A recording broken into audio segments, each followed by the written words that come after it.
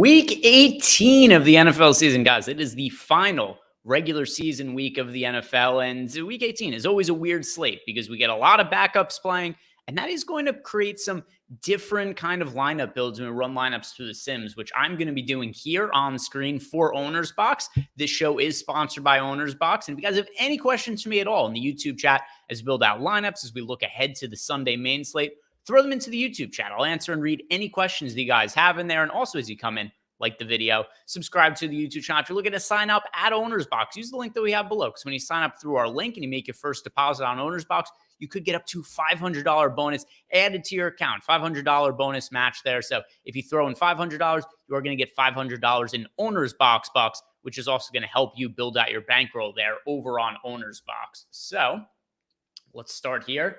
I've got the Sims on screen here. I am screen sharing, looking at the Sunday main slate. And I did do a Sim show earlier today with Lofty. We built out lineups for DraftKings and looked at some of the results, but it could certainly be different than what we end up getting to for OwnersBox, particularly because OwnersBox, it's a SuperFlex. So we've got two quarterbacks that are going to be rostering in lineups here for OwnersBox purposes.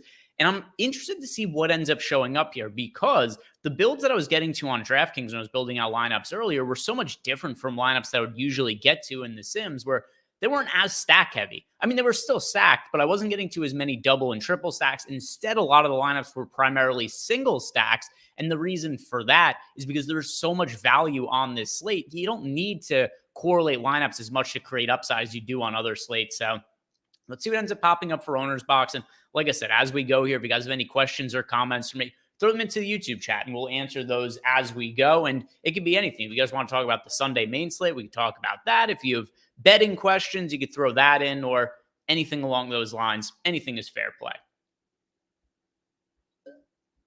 So what we're doing right here is building out lineups for Sunday. And we've got, 13 games on Sunday. And then after these lineups are done being built out, which will be in a couple of seconds here, then we'll simulate them and we'll see what ends up popping up. And if you guys want access to our NFL package here at Stokastic.com, there's links for that below to sign up as well. And I know a lot of people might be thinking, well, the NFL season is ending. Sure, the regular season, but the playoffs actually do have a lot of really good slates to open up this year. We've got Saturday football. We've got Sunday football. We're also going to have Monday night football for the playoffs. So I do think that next week, if you guys were to sign up on like Saturday, it's probably one of the better times for value to sign up because of the amount of slates you'd be getting access to. But here we go. So I've got lineups built out here. We're going to simulate them in a second. But before we do, I just want to kind of look at some of the players that are showing up the most in pools here. Tony Pollard, Jordan Mason. One thing I should note about Jordan Mason is currently in our projections, we do have Elijah Mitchell projected out. Christian McCaffrey we already know is confirmed out. Mitchell is officially questionable. In our data, we have Mitchell out. We have Jordan Mason projected as the lead back here for the 49ers. So that is why we have him showing up in so many lineups here. If something is to happen with Mitchell playing, then Jordan Mason would not look anywhere near as strong of an option. And same thing kind of similar here. Alvin Kamara officially listed as questionable to play unless he got ruled out since I did my show this morning. And let's see if that is the case. Alvin Kamara still questionable, game time decision. So he's showing up in a lot of lineups now. We'll look at some lineups without Alvin Kamara as well. I'll take him out of a player pool while we're going through to see what lineups look like with and without him, because I think he's a really strong option if he's in. So I assume that means we do get to him a good amount of lineups, but neither here nor there. Let's start simulating these out. Now, what is the payout for the main slate on OwnersBox on Sunday? It's usually 20 or 25% to first, but let's see for Sunday. Yeah, we've got in here 20. So go 20% to first. The max entries is 117. So after these all simulate, and what's happening now, by the way, if you guys aren't familiar with our Sims tool, is all the lineups that I built in the contest generator, they now play against each other 40,000 times in a tournament setting here in the simulation. I don't know what word I just said, but it wasn't a real one. A little bit of a slip of the tongue there. So the lineup is now all the lineups being simulated, playing against each other 40,000 times. This is simulating all the slates out on a play-by-play simulation. And after this is over, it's going to say these are the tournaments that are these are the lineups that are projected for the highest ROI in tournament settings. So That'll be done here in a second, and then we can look through some of our exposures and top projected lineups for Sunday. And also, be sure to check back on any news tomorrow, Saturday night, Sunday morning, because stuff is going to change before we get to the lock of main slate. It's week 18. Weird shit happens. A ton of players get listed on the injury report. And it is one of those slates where there's just a massive amount of news, even in terms of like, we don't know exactly which teams might start or sit players. The Lions, they don't really have anything to play for this weekend, but Dan Campbell has come out and said that he's still planning on playing the starters. We don't know exactly what that means right now. Does it mean the starters for the Lions play the entire game? Do they play half the game? Do they only play one drive? It's kind of hard to know as of now. My gut feeling is that we see the Lions starters play something like the first quarter and then be done for the day. So one thing that I'm going to do is if I am getting to any meaningful amount of Lions players, I'm going to do an ROI boost on them in the simulation tool and downgrade them so they aren't showing up in my top lineups. But maybe we won't even end up getting to many Lions, and then it won't really be all that much of an issue. But let's see. Sims are done being run. I'm going to favorite the top 117 lineups because that is the max amount for this weekend slate on OwnersBox. And now we can start to look at what some of these individual lineups look like. And a lot of QB plus ones, some QB plus threes in here as well. A lot more ones than what we normally see. And actually some lineups that actually aren't even double stacked lineups. We've got some lineups where it's naked quarterbacks in them. Looks like some of the ones I'm scrolling through here, it is a Jalen Hurts as the naked stacks in a lot of them. Number one overall projected lineup, it is a Cowboys and Saints stack. So we've got Derek Carr, Tony Pollard, Jordan Mason, Demario Douglas, Chris Olave. So there's our stacking partner with Derek Carr, Jake Ferguson, CeeDee Lamb, Chris Conley, and Dak Prescott. So we've got Prescott here stacked with Pollard, stacked with Ferguson, and with CeeDee Lamb. So that makes up the triple stack for the Cowboys. And this is our number one overall highest ROI projected lineup across the ones that I've built out here. Second best projected lineup, it is another Saints stack. This one does include Alvin Kamara and Jake Browning on the other side. So Derek Carr, Alvin Kamara, Tony Pollard. That rounds out the running backs there. We got Derek Carr stacked with Kamara and then Olave once again. Wide receivers, Jamar Chase, Chris Olave, and then we've got Trey McBride at tight end with Demario Douglas, Christian Kirk, Jake Browning in the SuperFlex spot. So Browning being paired with Jamar Chase on the other side. Kind of curious for you guys in chat, what is your favorite stack of the week? Is there a team that you guys are particularly setting your eyes on? Are you trying to focus on teams with something to play for? You're looking at some of the value spots. Be curious to know how you guys are approaching your lineups. I do think week 18 plays much more into narratives than other weeks where it's not solely which players are in the best spots, the best matchups. We also have to consider stuff like, are players going to play the entire game? Because does their team have anything to play for? These are things that are on my mind that we don't have to worry about in other weeks of the season. Now let's go ahead and look at some of the exposures here. And then as we go through this, I also kind of want to play around with this and do some ROI boosts and downgrades to players so that we could go ahead and start to see what certain players maybe we don't like as much for various reasons as the data likes as of right now. We can make some educated guesses. Like Alvin Kamara is listed as questionable. I assume he's going to be in a good amount of lineups. I want to look at some lineups and what the set would look like if I took Kamara out, because while he's questionable right now, I think there's a pretty good chance he sits. Let's see. What is Yamahama 190 says that he is off on Dak. They get up early and he is out. Not big on Pollard either. I actually disagree with that. I do not think that just because the Cowboys get up big that they would pull their starters, because don't forget, it is still important to them to win the game, right? To finish ahead of the Eagles in the standings, the Cowboys still need to win the game outright. And I don't think that them going up by like 2 touchdowns is enough for the starters to come out. If they're up by like 3 or 4 touchdowns, that is certainly a possibility that we could see the starters come out of the game. But now with that said, if they're up 4 touchdowns, it probably means that the offense has already got there. So not all that big of a deal, but let's see. Iron Dyson wants to know, can you walk us through a CSV upload on OwnersBox? Yeah, it's actually really easy. So what you would do from here is you just export your favorite lineups. Boom.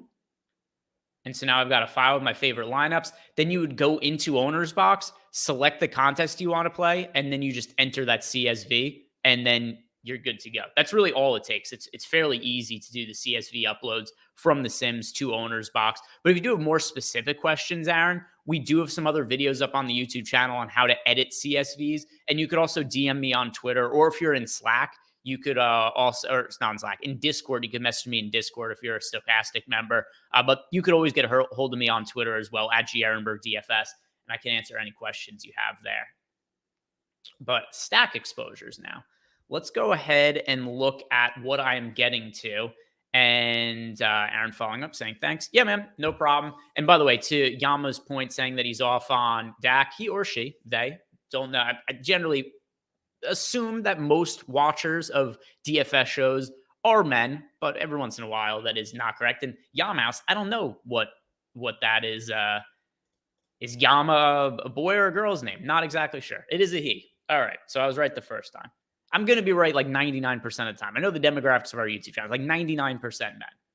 I don't have the most sex appeal. I need more sex appeal apparently to get female viewers to our shows. What would I do to make that happen? I don't know yet. We'll figure it out though. Anyway, if we go ahead and look at the lineups here, getting to some triple stacks, interestingly, they are all Dak Prescott. And one thing we do have to consider here as well is a range of outcomes. So to Yama's point before, he was saying that he's off of Dak. If they get up early, he's out of the game.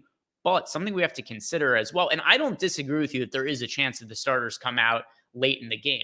But with that said, I don't think that's necessarily set in stone. And if you're playing a handful of lineups, I do think you want to account for the different scenarios. And the Sims do account for those different scenarios. They're going to have situations in play where the starters only play half the game. They're going to have situations in play where the starters play the entire game. So there is a range of outcomes, and we care more about the ceiling outcome than the median outcome or the floor outcome, particularly in tournaments where, we're trying to take first place. We're trying to finish at the top of the standings because they pay out top heavy, and that's what you need to do in the long run to be profitable in these things.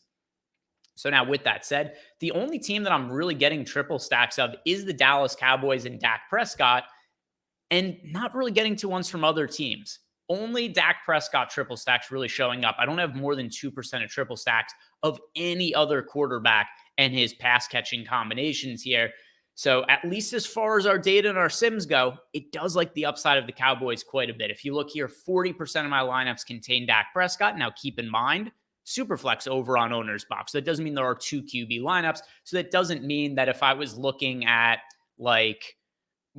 a Sunday, by the way, follow up from Yama wants to know, why isn't the Saturday slate available for OwnersBox on the Sims?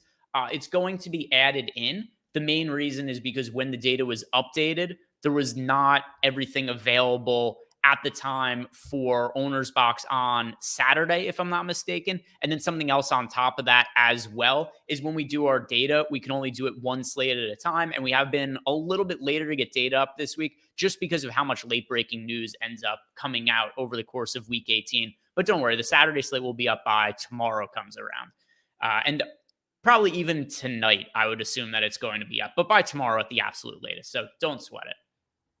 Anyway, getting back into some of the lineups here. So getting to a lot of Dak Prescott here. And keep in mind, too, really easy matchup against the Washington Commanders. The Commanders are terrible. It's a team that, honestly, if they're trying to pick their ideal outcome, they're probably more likely to want to lose the game than win, just because they're not making the playoffs. They probably want the better draft stock. Their defense, as is, has been miserable. They traded Chase Young and Montez Sweat at the deadline, only made their defense even worse. And they've gotten diced by all kinds of quarterbacks over the course of the year. So there's clear upside in the Dallas Cowboys. And Dak Prescott, is there some risk of the starters not playing the entire game per Yama's point? Absolutely. But I think it's equally risky that they play the entire game if you don't get exposure to the Cowboys. If we look at double stacks, we're getting to a good amount of Dak Prescott here as well. And then Derek Carr behind him, 15% alliance with Derek Carr, 14.5%. Derek Carr double stacks. I do assume a lot of those probably have Alvin Kamara. Kamara does rate out quite well with Derek Carr in lineups as a stacking option because Kamara's been so involved in the passing game. But I don't think Kamara plays this week. And I don't know what your guys' opinion is, if you have a strong stance whether Kamara is going to be in or out. I personally tend to think Kamara will not play. And if I take Kamara out, which I'm going to do in a second, I'm going to do some ROI boost and downgrade Kamara. I do think it's going to lower the ownership of Derek Carr quite a bit. Other players kind of mixed in here as double stacks, single stack QBs, Geno Smith, Nick Mullins, Derek Carr as well, Jake Browning, and then some other players at lower ownership. But let's go in here and go position by position now. Start with the QBs and see what the overall QB exposure looks like. We looked at the individual stack exposures. But then if we look at the individual quarterbacks and their aggregate ownership in our lineups, we are getting to a bunch of Derek Carr, bunch of Dak Prescott, Geno Smith, Nick Mullins. These are our core guys. We have a north of 20% of lineups, and also all guys that were overweight to the field too. Derek Carr only projected for single-digit ownership. Jake Browning projected for single-digit ownership. So well overweight to the field on all these guys. Trevor Lawrence we're even with, and then slightly overweight to Justin Fields as well. Who are we underweight to? Not like any one player massively, but a little bit underweight to Jordan Love, a little underweight to Stidham, Tyrod Taylor, Jared Goff. And with the Lions, my best guess here is that they do not play the entire game. And I don't think that there's real reason for them either. The Lions aren't playing for anything this weekend. So I am also going to do an ROI boost and really try to get Lions out of lineups, downgrade these players, because I think there's so much risk of them not only not playing the entire game, I think there's real risk that their starters only play like one drive. And I think the betting line kind of indicates that a little bit as well, that that's what the books are expecting, because let's see, what's the current spread? We have the Lions favored by 3 points at home against the Vikings. And keep in mind, this is the Vikings with Nick Mullins at QB. What would you guys guess? And Lofty and I did this exercise earlier as well on the sim show we were doing. My best guess, if the Lions were playing the Vikings and we were confident the Lions starters were playing the entire game, I think the Lions would be favored by like 7.5 points in this game. But because there is the uncertainty with the starters, the spread is only 3 points. So I think it's baked into the spread, and it is another indication for me. It's another data point that it seems unlikely the Lions starters play the entire game. Nobody else to really massively underweight to at QB. Let's check out the running backs here. And if you guys haven't done it yet, do me a favor, like the video and subscribe to the YouTube channel. And yeah, I'd like to see this because right away I already had it sorted by running backs we're underweight to the field to. And Jahmyr Gibbs is the one we're most underweight to. So in line with what I was thinking before. Running back exposures, we're getting to a ton of Tony Pollard and Jordan Mason. These guys are showing up in, north of 4/5 of our lineups. And there's a good amount of risk with Tony Pollard. If I was building lineups right now and entering them as my final set, I would do a little bit of a downgrade to Tony Pollard. 88% of it is more than I would feel comfortable with. As for Jordan Mason, if Elijah Mitchell is out, and right now he is out in our projections, I think that Jordan Mason becomes the best value play on the entire slate. Not just for OwnersBox. This applies to DraftKings. It applies to FanDuel. So Mason, keep in mind, this is under the assumption that Elijah Mitchell does not play. If Mitchell is in, then Mason's just not going to show up in very lineups for us in the Sims. If Mitchell is out, I'm getting to him in 80% of lineups, and I would not have an issue with that. I think this is one of the better points per dollar plays on the year. Alvin Kamara, if he plays, cool. He's somebody to get to. My best guess as of right now, as we've talked about, I don't think Kamara plays. Zamir White, Aaron Jones, a couple of other backs that I'm getting some exposure to. We'll circle back to running backs in a little bit where we take Kamara out of the player pool and see how that adjusts some of our other exposures. Wide receivers now, Christian Kirk, who's just underpriced everywhere. Like if you guys have looked at DraftKings, Christian Kirk is $3,000. The flat min, projected to be uber chalk basically everywhere this weekend. But he's too cheap on OwnersBox. He's too cheap on DraftKings. They priced him as if he wasn't going to play the rest of the season. Then all of a sudden he pops back up. Not officially, he is listed as questionable, but reports seem to indicate that he's more likely to play than not in Week 18. And as long as that is the case, Christian Kirk is underpriced. He's a very, very good wide receiver for the Jacksonville Jaguars, and he's the minimum salary on DraftKings, super cheap on OwnersBox as well. So now, because there is so much value on this slate, we're more able to spend up at wide receiver than we are on pretty much any other slate over the course of the year. So CeeDee Lamb is in 46% of lineups. Justin Jefferson in 26.5% of lineups. Chris Olave in 25.6%. Jamar Chase here in 18% of lineups. So this is what all the value at running back enables us to do, is we could pay up for some of these stud wide receivers. And I do think it's a pretty good way to go about building lineups. Demario Douglas and Ronnie Bell. These are a couple of other cheaper guys that are making into lineups. As far as the 49ers, they're playing all backups this weekend. Christian McCaffrey is out. We're not expecting Brandon Ayuk or Deebo Samuel to play. We've got Sam Darnold in at quarterback, and a lot of people might be like, hey, I don't want to play pass catchers of Sam Darnold. But keep in mind, this is a game where we are seeing the starting quarterbacks, our Carson Wentz versus Sam Darnold, is all backups on both sides of this game. So with that in mind, sure, it's backups, but it's backups playing backups, which makes it a more appealing DFS spot than it might appear on paper if you're just looking at the name value of the players. What are we underweight to at wide receiver? Underweight to Devontae Adams, not really getting to Adam Thielen. Also underweight to Amon-Ra St. Brown, which once again, I love. I love that we're not getting to these Lions players in our data when I'm not expecting them to play the entire game. So I feel good about that. Also underweight to Amon-Ra St. Already talked. AJ Brown, we're underweight to. Underweight to Calvin Ridley. Underweight to Jaden Reed. Underweight to DeAndre Hopkins as well. I've seen a lot of people bring up the incentive bonuses for players. And DeAndre Hopkins been somebody who people have talked about in relation to that. Keep in mind, though, DeAndre Hopkins needs, 39 or 49 receiving yards for him to hit his bonus that people are on. So cool. He could go hit that bonus and have like 50 receiving yards. Doesn't mean he had a great DFS game, though.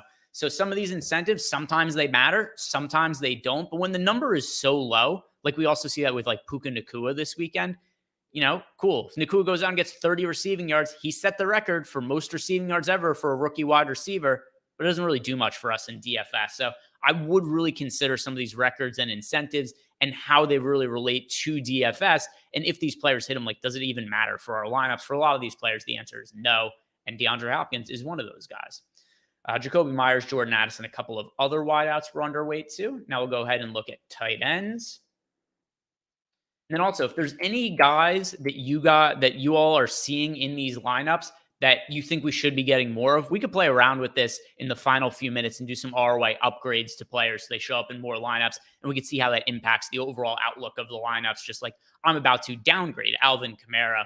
But if you see here now at tight end, really spread out at tight end, there are a lot of slates over the course of the year where the Sims are going to recommend double tight end lineups. The reason for that is because there wasn't a ton of a lot of value on slates this year. So what ends up happening is the minimum salary for tight ends is lower than other positions. Therefore, some of the tight ends rate out as better value plays. So the Sims will often recommend double tight end lineups for that reason. And then we will go into a slate like week 18 where there's a ton of value and we hardly get to any double tight end lineups because of how much value there is at other positions. So I know a lot of times people say that they don't want to play lineups with two tight ends. I think that's a bad approach. I think you should be open to playing lineups with two tight ends, but on a slate where it's better value at other positions, then you're just not going to get to it as much. But yeah, Jake Ferguson, Trey McBride, Evan Ingram, all in double-digit percentage lines. Then it's really spread out at tight end. So I want to do that ROI boost here to Kamara, although first I'm going to go back over to the running backs so we could see how this is going to impact lineups.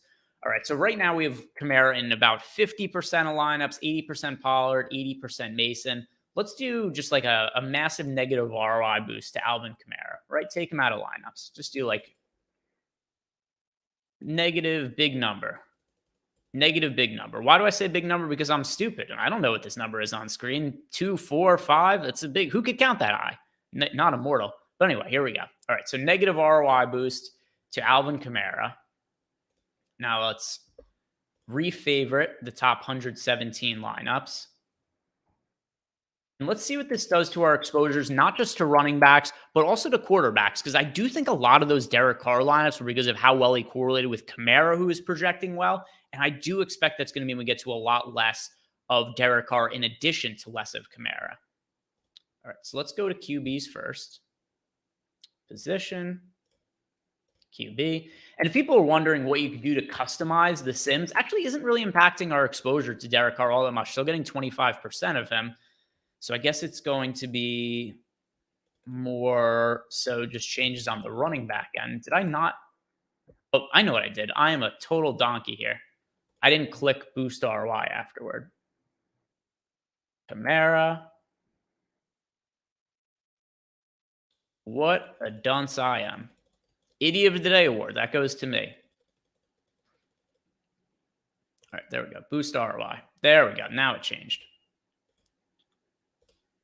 Favorite top 117. And if people are ever wondering how you could use the Sims and customize it so that it's still data-driven, but while still taking some of your own takes, your own opinions into account, it's doing stuff like this. You could ROI downgrade or upgrade individual players, and then it's going to adjust your lineups where, you might have a lineup where, let's say you really wanted to play, I don't know, Jahmyr Gibbs, right? I don't like Jahmyr Gibbs this weekend, but maybe you do.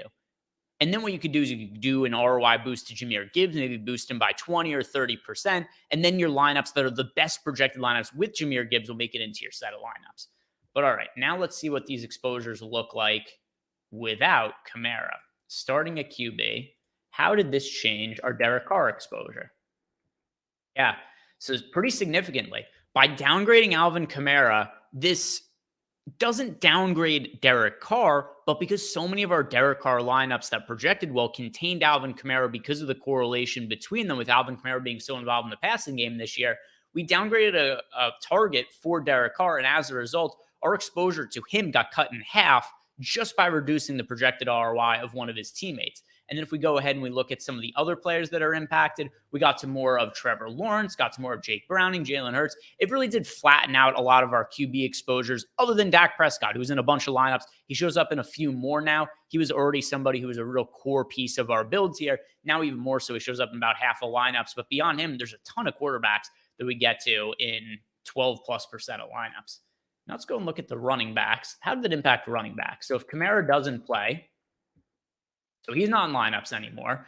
Tony Pollard, Jordan Mason, we're already getting a ton of them. That remains still the case. But then Zamir White and Aaron Jones, they become core plays by removing Alvin Kamara from the pool. So this is something that's good to take note of, which is who are some of the other options we could go to if Kamara is not somebody that we could be rostering. Zamir White, Aaron Jones, these look like two good options. Aaron Jones, north of 20% in our lineups, and we're getting Zamir White in 26.5%. And then I would want a little more information on the Saints backfield. Like Jamal Williams would be somebody who'd be in certainly a higher usage spot if Alvin Kamara is out. But we also have Keandre Miller, who has not played in a meaningful amount of time and is listed as questionable. If he is in, I could see them giving him some workload as well, so they could go into next year and see like what kind of a role Miller could have. But there's also a possibility here that Miller sits in addition to Kamara being out. Kamara and Miller both currently listed as questionable. If neither of them end up playing, then we have a spot where Jamal Williams would end up looking like a really good value at running back as a workhorse for the Saints. Other running backs, nothing really showing up all that meaningfully. And then at wide receiver, I don't think that would change our wide receiver exposures. Actually, it did. So just because we're getting so much more of Dak Prescott by lowering our exposure to, so this is like the trickle down effect of what happens by changing individual players. Because we lowered our ROI on Alvin Kamara, we got to less Derek Carr lineups. Because we got to less Derek Carr lineups, we got to more Dak Prescott lineups. Because we get more Dak Prescott lineups, we get to more CeeDee Lamb lineups. Now CeeDee Lamb's in 2/3 of our lineups here. And then if we look at Chris Olave, he stays about the same here in 22%, although he did end up, I'm fairly sure, in a few more lineups than he was in before just by reducing some of the Alvin Kamara exposure. And that's going to do it for us today, guys. Just a little bit of an overview of the Sunday main slate for OwnersBox. Tomorrow, I'm going to be doing a Saturday live before lock show with Neil Orfield from 3 to 4 Eastern time. So if you guys are looking for information on just the Saturday slate, go check that out tomorrow. Other than that, guys, thank you very much for watching. If you want to sign up for any of the packages at Stokastic, use the link we have below. Good luck with this weekend slates. And also, like, follow, subscribe, all that good stuff you guys haven't done already. Peace out. Have a great weekend.